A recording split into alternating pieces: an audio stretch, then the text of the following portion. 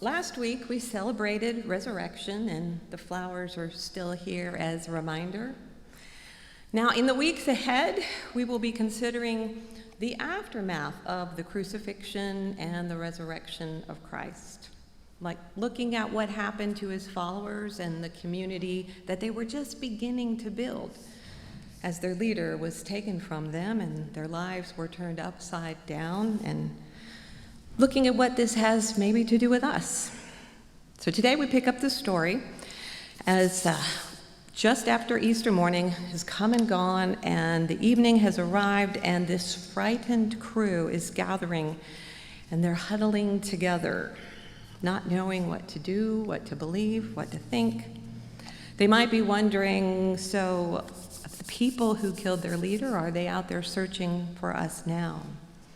They're hiding in the dark. They're fearing for their lives.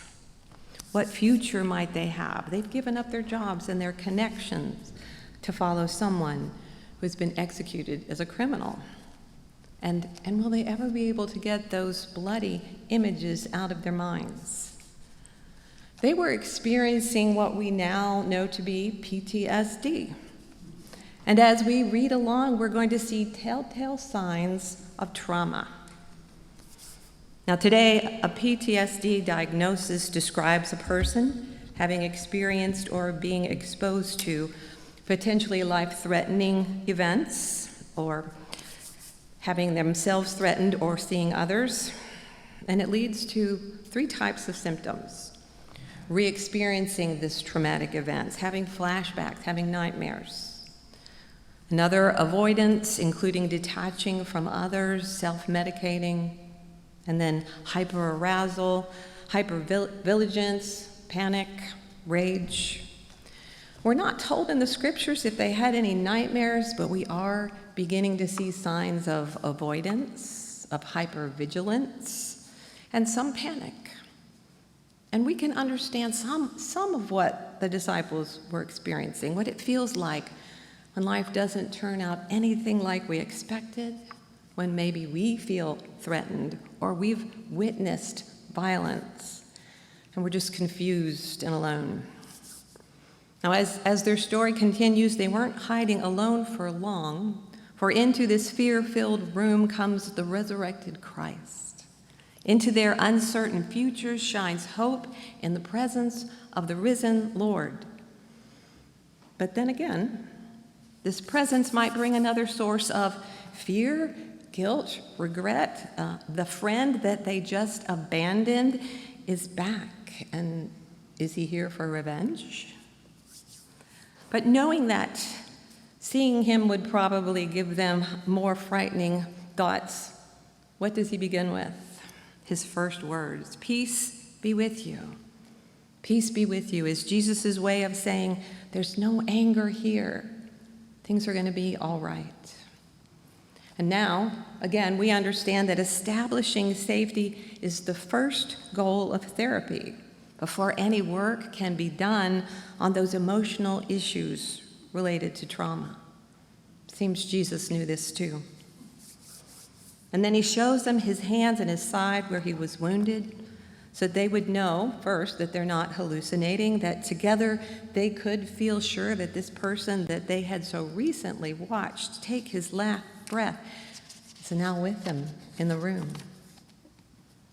And Jesus encourages them again to feel safe, saying, "Peace be with you. As the Father has sent me, so I'm sending you." And when he had said that, he breathes on them and says, "Receive the Holy Spirit, and if you forgive the sins of any, they are forgiven, and if you retain the sins of any, they are retained." So right here we see 2 more steps in this healing process. With the words, "So I send you," he offers them agency, autonomy. He's telling them you are not broken and you are not failures. You still have so much to contribute to the world. I believe in you. And then breathing this long releasing breath with the words, "Receive the Holy Spirit." It assures them that they're not alone. God will continue to be with them, whatever comes next. They will be supported as this process of grieving and moving forward continues. And then finally, they're given these few words of wisdom. If you forgive the sins of any, they are forgiven. If you retain the sins of any, they are retained. Unfortunately, historically, we have tended to take these words to mean that they would have the power to withhold God's forgiveness from others, and the church might do that too. But I think these are words of, again, therapeutic wisdom. If you forgive those who have caused your pain, both you and the others have the opportunity to heal. If you retain those sins, they are held in your heart. They will continue to cause you pain and block any hope for a meaningful change for those involved. Right, so now let's go back to this meeting and those wounds and talking to Thomas. People tend to give Thomas a hard time for wanting this tactile confirmation that Christ had risen. And we've heard people say, don't be a doubting Thomas, but maybe you should be our role model. Thomas was practical, and Thomas was cautious, and Thomas really wasn't that different from the other disciples who didn't believe the news of the resurrection when they heard it from the women. They didn't believe without a reason. And right now, it seems like in our time, too many people are believing too many things with no good reason at all. So maybe seeking confirmation is a good idea. Thomas needed to see the scars on Jesus' hands to understand what the resurrection might mean. For scars tell a part of the story of who we are, what has mattered to us, what has happened to us, what risks have we taken, what path have we followed. And this was true of Jesus as well. Nadia Bolz-Weber describes this truth, writing, "He knew that he would be known by his wounds, and isn't this true for us as well? We can only really know and be known when we show our scars." She says, "I never really feel a connection to someone until they have shared with me the lumpy, broken, petty parts of themselves. I may be inspired by virtue and accomplishments of others, but I only feel less alone when someone shares with me their failures, the parts of themselves that have been hurt." Scars are like the metabolized remains of our wounds, and we know they can be physical or emotional. The things that happened to Jesus' body, the violence, the flogging, the crucifixion, they remained even after he defeated death and rose from the grave. He still bore the marks of that pain, but the pain was not what defined him. David Peters, in his book, Post-Traumatic Jesus, agrees very much with what Nadia is saying. Saying again, Jesus meets them where they are at their level of comfort and safety.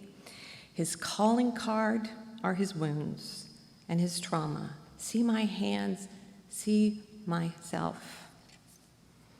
The post-traumatic Jesus has given us his own wounded body. It is in this wound that we are safe, the wounded we are.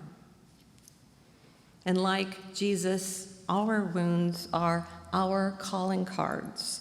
Our calling cards for inclusion, not marks of estrangement or alienation. We all seek healing, but healing does not mean the scars and the wounds go away. It means that we have a new life, more opportunities, and we take our scars with us. Thomas needed to see and feel the scars in his hands, put his own hand into Jesus' side to be sure it was him, not a vision, not a disembodied spirit.